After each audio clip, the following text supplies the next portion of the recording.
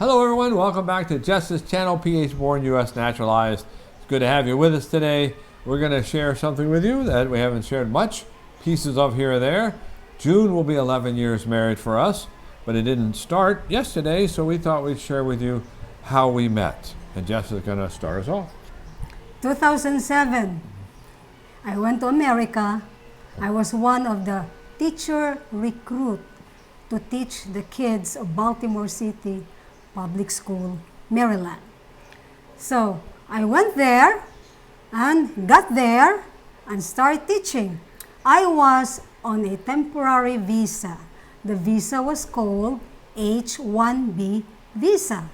So it's a work visa. So we got to renew it. I said we because I'm just not the one. There are already also other teachers who have already flown in the previous years. So we have to renew the H-1B visa every 3 years. So I was able to teach in five different schools in the district. It's Baltimore City Public School. So I was bouncing around in different schools because you need to find where you are really effective. So we have to renew our H-1B visa every 3 years. So I was able to renew it in 2010 and in 2013. So it was again due for the next 3 years. But Baltimore City in 2013 decided that, we are going to file for you a permanent visa. And that will be like an immigrant visa.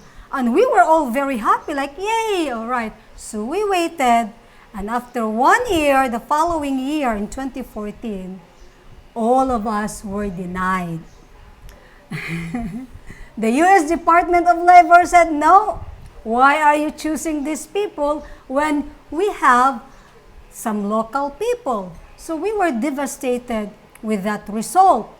Then one of my co-teacher, a very good friend of mine said, hey Jess, why are you going through this process when you are single and you are free to look for an American husband so that you will get your green card? And it gave me an idea that, it's like a light bulb on my brain. I said, yeah, I'm gonna do that. So I called my boyfriend, who was at that time was in New York, and we talked on the phone, and I asked him, I want a green card. Are you going to marry me? And he said, no. I said, okay, I'm gonna look for a husband. And he said, okay. And then I hung up.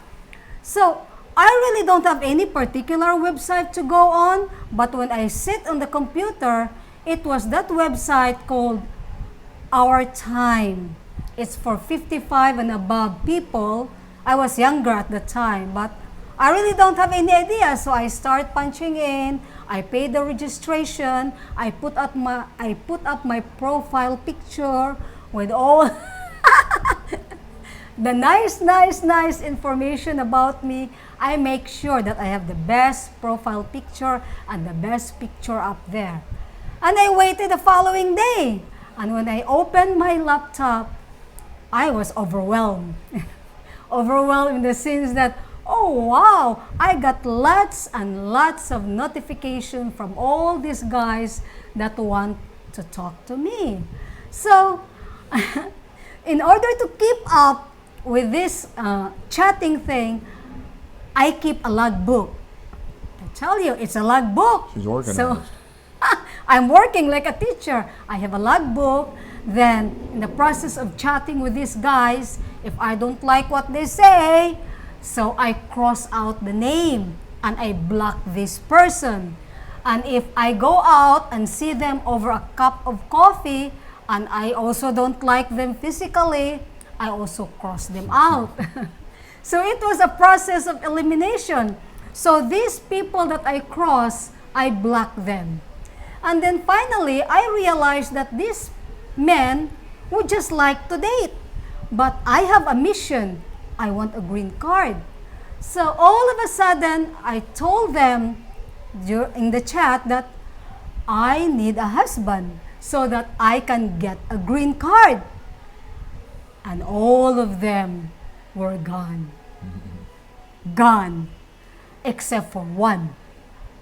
And this is the guy who's very persistent, this guy which I really don't like, but he was there. Okay, Mark, what did you do, Mark? What, is she brutal or what? It's She you. didn't like me. Yeah. I just found that out. It's no secret, love. Well, so anyway, way back in 2014, I had a long-term relationship with a woman who died from cancer. It was a 4-year battle, and she died from cancer. Before that, I was married for 28 years and ended in divorce. I have 7 wonderful children. They're still wonderful, and lots of grandchildren. They love us. They love Jess. There's not any issues in any of those relationships. But it wasn't the best time for me. But when Sue died of cancer, I started looking, because I don't like to be alone. I don't like to have me by myself. Maybe I just don't do well that way. I like to irk somebody on a regular basis, and there was nobody there. Sorry about Jess being the one. But I went on Our Time also, and I had several different encounters with different women, not as many as Jess, for obvious reasons. She's very attractive, and I am a guy. So it's not the same. Women don't look for guys like guys do women. In any case, the first one was a Korean woman, very nice, very sweet, very talented piano player, but she was also going to play around, and I was looking for a wife. I wanted a wife so I could do it better this time after all the things I went through. I said, I think I know how to do it better if I can find a wife. I even asked God for that. Give me a wife so I can have a better time at marriage. And then there was Jess. And when I talked with Jess, we said we meet up for a cup of coffee. Do you want me to tell the Panera story? You want to tell Yeah, it? go ahead. We're going to meet up for You're good at that. a cup of coffee at Panera Bread. And I came straight from work. So I had my work clothes on, I had my khakis on, and my blue shirt, because I worked as a Rite Aid manager. And I had just finished my shift, and I was on the way home. So I sat down and waited for Jess in Panera Bread. And when she showed up at the door, I stood up. I ordered a coffee. I got a coffee in front of me. And she came over and sat down, and we started questioning and answering. It wasn't a conversation. It was she sat down, and I asked her if she wanted coffee, and she said no. But we were supposed to be there on a coffee date. And she said no, and I thought, oh, I'm in trouble. This is not going to go well. And sure enough, it became a, what do you do? How long you been here? What's your work like? What are you looking for? And I think some of the questions I asked her, she thought might have been prejudicial, because I might have said something along the lines of, are you even able to be here? Do you have your green card? Do you have your H-1B visa? Maybe I thought she was illegal. But I was just trying to get the conversation going, and I never could. Oh, you asked me, like, how did you teach those big boys there in Baltimore? You're a tiny one. I was like, oh, she took offense to being called a tiny one. I didn't know I was offending her. How did I know? She didn't give me anything but yes or no, and sometimes no answers, because you know how Filipinos are. They don't always answer. They just kind of look at you like, you really asked me that? and so I looked at my coffee, and it was all gone, and I said, my coffee's done. And I looked at her, and we both stood up about the same time, realizing that's the end of this date. And I watched her walk out. And she walked out the door, and then I watched her get in her little white Honda and drive off, and I thought, wow, that was probably the worst ever. yeah. So when I went home, I got my logbook, and I crossed him out. And and block him. But I have an ace in the hole. Yeah, so I kept pestering her, and she was in somewhere with her boyfriend, and I was bothering her while he was in the shower, and I said, let's go do something. Let's go to a baseball game. And she said, I don't want to go to dinner. I don't want to go to a baseball game. I want to go fishing, because she had seen on my profile that I was fishing with the grandkids. And I thought, yes, I can fish, although I can't do a good meeting with a coffee. So we arranged to meet. But you weren't on time. Yeah, because I blocked him, you know, and I was unmindful of that, like, oh, I blocked this guy.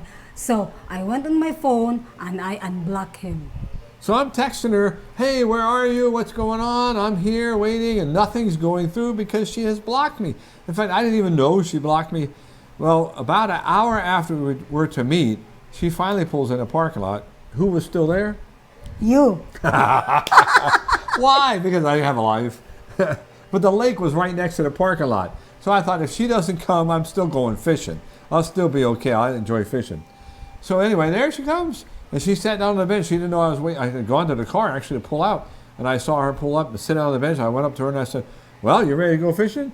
So we went fishing, and we had a really good time. And I caught the fish first. She caught I a was fish one. first. Yep. See, I'm not so stupid after all, guys. I let her catch the first one, and then she had made some kind of sticky rice dessert thing. So we took a break from fishing and ate that and talked a little bit. It was overall a really good time. She caught fish. She took them all home and ate them all herself. She didn't even give me any. We continued to communicate once she unblocked me, and she said, "I need you to come over to my apartment." And I thought, what's going on now? Because I have something to tell you. So then she invited me to her apartment. In the living room, we're sitting there talking.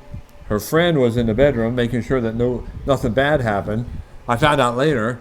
And she says to me, then she says, "I need a green card." Yes. Are you going to marry me?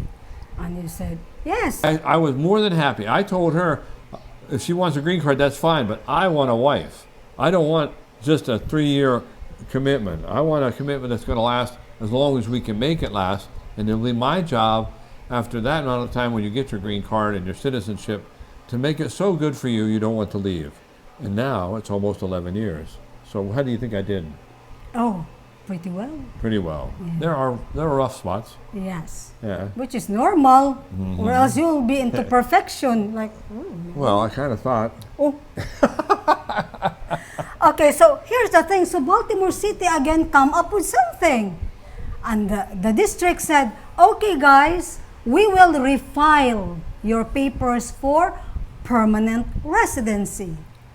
So Now you don't I have have to a be married. chance. Now you I don't have to marry you because Baltimore City said, we're gonna refile you. But I said, no, I don't want to be in that group. I want to marry, but it's just the decision I make. I have another options, but anyway, I went through with it whenever we have decided to get married. Which made me very happy because, you know, I needed a wife. I wanted a wife. I wanted to try to do it right. We were going to go to church. We're going to pray together. We're going to make our home as good as we can and then see what happens. And the Lord has really blessed us. We've been able to do a lot of things we never thought we could do. We've traveled all over the world. We've had amazing adventures together in the last 11 years or so. So God has really taken care of us. Do you know that from the time we met online to the time we said I do was 1 day less than 4 weeks? 4 weeks. My brother, who is a Methodist minister, did the ceremony for us. We thought we'd get married at the courthouse, but he had a little chapel off of the main building, and he married us there with donuts and Dunkin' Donuts and coffee on our reception. Maybe we'll put some pictures in there for you guys to see. We will post some pictures. So that's how we met and how we got together. How's it going?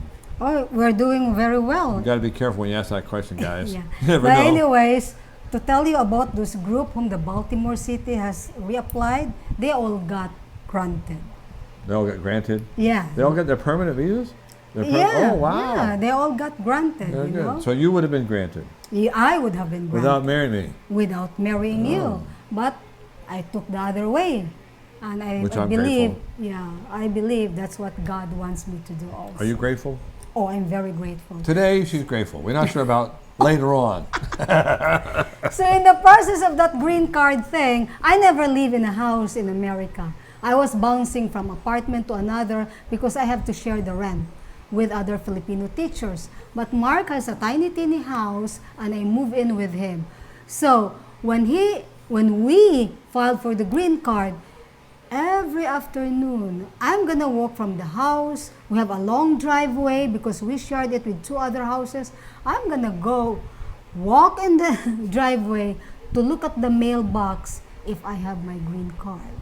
And sure enough, after 6 months, I got the green card. And after 3 years in 2019, I become a 5 U.S. years? citizen. How long was that?